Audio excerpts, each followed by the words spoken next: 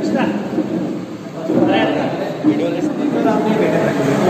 की जो प्रेस वार्ता और बैठक है, इसके पीछे मुख्य उद्देश्य ये है कि देश भर के जितने भी SC ST वर्ग के सांसद और विधायक हैं, चाहे वो भाजपा का हो या कांग्रेस का हो, सभी लोग आरक्षण को 9वीं अनुसूची में सम्मिलित करवाने के लिए राष्ट्रपति और प्रधानमंत्री को पत्र लिख रहे हैं, जिसमें अभी हाल ही में उज्जैन सांसद अनिल फिरोजिया और वहीं के 2 विधायक, कांग्रेस के जो विधायक है रामलाल मालवीय और महेश परमार जी ने पत्र लिखे थे, जो करणी सेना के पास मौजूद है।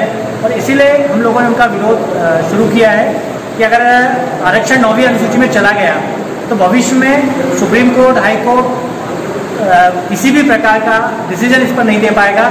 ये कुल मिलाकर हम लोग कहें तो वो लोग मौलिक अधिकार के रूप में इसको दर्ज करवाना चाहते हैं, जिससे जातिगत आरक्षण हमेशा के लिए देश में फिक्स हो जाएगा, जिसका श्री राष्ट्रीय राजपूत करणी सेना विरोध कर रही है। जातिगत आरक्षण अपने आप में एक अभिशाप है। आप वर्षों से आर्थिक आधार पर आरक्षण की मांग कर रहे हैं, लेकिन अब तक ये संभव नहीं हो पाया। इसके पीछे क्या कमी रही, क्या कारण है? देखो, देश भर के जितने भी राजनेता हैं, चाहे वो सामान्य वर्ग से हो, पिछड़ा वर्ग से हो, सभी लोग राजनीति जो करते हैं उन्हें एक वोट बैंक दिखता है, और वोट बैंक के कारण वो लोग कभी भी आरक्षण की समीक्षा की ओर नहीं बढ़े। लेकिन वर्तमान का जो समय है, इसमें सामान्य और पिछड़ा वर्ग संयुक्त रूप से जागा है और देश की सरकार से हम लोग मांग कर रहे हैं कि आने वाला जो समय है वो आरक्षण की पुनः समीक्षा का समय है। जो वंचित है, चाहे वो SC ST वर्ग का हो, उसे आरक्षण का लाभ मिलना चाहिए, और जो लोग एक बार आरक्षण का लाभ ले चुके हैं उनसे अब आरक्षण का लाभ छीन लेना चाहिए। इसी में से राष्ट्रीय राजपूत करणी सेना लगातार प्रयास कर रही है और आगे भी इसी क्षेत्र में प्रयास करेगी। वर्तमान में देखा गया है कि ST ST जो अधिनियम है, SC ST एक्ट, उसका एक प्रावधान है कि जैसे ही कोई स्वर्ण व्यक्ति किसी दलित पर जब कोई प्रताड़ना करता है तो सीधे प्रताड़ना करे या ना करे, सीधे सीधे उसको बिना कोई जांच करे जेल हो जाती है। उसको लेकर अभी तक कोई संशोधन नहीं हो पाया है, प्रशासन उसके खिलाफ कार्रवाई कर देता है। इसको लेकर राजपूत करणी सेना आगामी समय में क्या रणनीति अपनाएगी? देखिए, हम लोग वही विषय इसको आरक्षण में रख रहे हैं कि जब कोई एक्ट को संशोधन कर दिया और सुप्रीम कोर्ट के निर्णय के खिलाफ जाकर सरकार ने उसमें परिवर्तन कर दिया तो हमारी शक्तियाँ अपने आप समाप्त हो जाती है। हमें उस एक्ट को जीवन भर सहन करना पड़ेगा जब तक दोबारा वो किसी संसद में आकर उसमें कोई परिवर्तन नहीं होता। इसीलिए हम लोगों ने आरक्षण के विषय में ये लोग हम लोगों को जागरूक कर रहे हैं कि इसको 9वीं अनुसूची में जाने से पूर्व ही रोक दिया जाए, क्योंकि अगर ये चला गया तो सांप निकलने के बाद लाठी पीटने के सिवा हमारे पास कोई चारा नहीं बचेगा। जो SC ST एक्ट में हमारे साथ हुआ वही आरक्षण में हमारे साथ में होने जा रहा है, जिसका हम लोग विरोध करते हैं।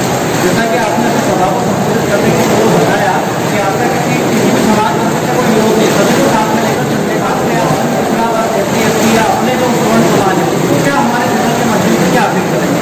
मैं उन सबसे यही अपील करूँगा कि चाहे आप SC ST वर्ग के हो, पिछड़ा वर्ग के हो, सामान्य वर्ग के हो, आप लोग अपने नेताओं के चक्कर में न आए जो आपको सिर्फ वोट बैंक समझते हैं। फिर राष्ट्रीय राजपूत करणी सेना आपके हित की बात कर रहा है, आप लोगों के अधिकार की बात कर रहा है। आप अपने नेताओं से ये प्रश्न करें कि हमें आज तक आरक्षण का लाभ क्यों न मिला, आप ही लोग आरक्षण का लाभ कैसे उठा लेते हैं। आप लोग अपने लोगों से प्रश्न पूछें। नीमच में जो आपने प्रश्न पूछा उसका सबसे अच्छा उदाहरण है, नीमच के रामपुरा से एक व्यक्ति है जो SC ST वर्ग से आते हैं। उन्होंने हाईकोर्ट में एक याचिका भी दायर करी है, साथ ही उन्होंने ये मांग करी है कि मेरे ही समाज के जो लोग हैं जिनको एक बार आरक्षण का लाभ मिल चुका है उन्हें दोबारा आरक्षण का लाभ न मिले। अगर उनको लाभ नहीं मिलेगा तो ही आरक्षण हम तक पहुंच पाएगा और सही रूप से देश की जो बाबा साहब की जो विचार थे कि देश के हर गरीब तक आरक्षण का लाभ मिले, वो मुख्य धारा में आए, तभी उनका ये विचार सफल हो पाएगा और देश के हर गरीब को आरक्षण का लाभ मिल पाएगा, चाहे वो SC ST हो, चाहे पिछड़ा हो, चाहे सामान्य हो। आपने बताया कि दलित विधायक और सांसद प्रधानमंत्री जी को पत्र लिख रहे हैं, लेकिन स्वर्ण या पिछड़ा वर्ग के सांसद या विधायक अभी तक इसको पहल नहीं की, उसके पीछे क्या कारण रहा? उसके पीछे वोट बैंक है। वो लोग चाहते हैं, वो लोग एक साथ मिलकर वोट करते हैं, इसलिए ये लोग उनसे डर जाते हैं। हमारे सामान्य और पिछड़ा वर्ग के जो लोग हैं वो कहीं ना कहीं टुकड़ों में बटे हुए लोग रहते हैं, इसलिए उनको किसी प्रकार का डर नहीं है। करणी सेना ने यही मुहिम शुरू करी है कि वोट बैंक भी सामान्य और पिछड़ा वर्ग का एक साथ आए, ताकि इन लोगों को इस चीज़ का एहसास हो जाए कि सिर्फ वोट बैंक के लिए देश को बांटने का काम हम लोग नहीं करें। चाहे सामान्य हो, पिछड़ा हो या SC ST हो, सभी को समान रूप से अधिकार मिले और जो गरीब है उसको उसका हक मिले। इसके लिए हम लोग लगातार इन लोगों से प्रश्न पूछ रहे हैं। जहाँ जहाँ भी ये लोग जाएंगे हम इन लोगों से प्रश्न पूछेंगे कि आप लोग 9वीं अनुसूची में आरक्षण वाले मामले में, आरक्षण की समीक्षा वाले मामले में अपने विचार स्पष्ट करें।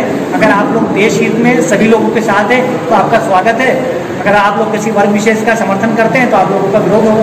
जैसे आपने अभी सभा में बताया कि उनको स्वाधीनता का उपयोग करके जो नेता हमारे चुनाव है उनको बताना है, उनको हमारी समझाना है। लेकिन कई जगह पे देखा जाता है कि कुछ लोग संगठन का लाभ का दुरुपयोग करके नेताओं को घेर लेते हैं, उनके साथ अभद्र व्यवहार करते हैं। उनको क्या संदेश देना चाहेंगे? देखो, हर जगह कंडीशन ऐसा काम नहीं करती। कुछ लोग नेता होते ही ऐसे जो गलत भाषा का प्रयोग करते हैं, जो हाल ही में आपने वीडियो भी देखा होगा कि नेताओं की भाषा में कहीं शालीनता नहीं है। और राजपूत समाज के जितने भी लोग हैं वो शालीनता से भरे हुए हम छोटों को भी आप करके संबोधित करते हैं। खैर, उनसे कोई गलत तरीके से बात करेगा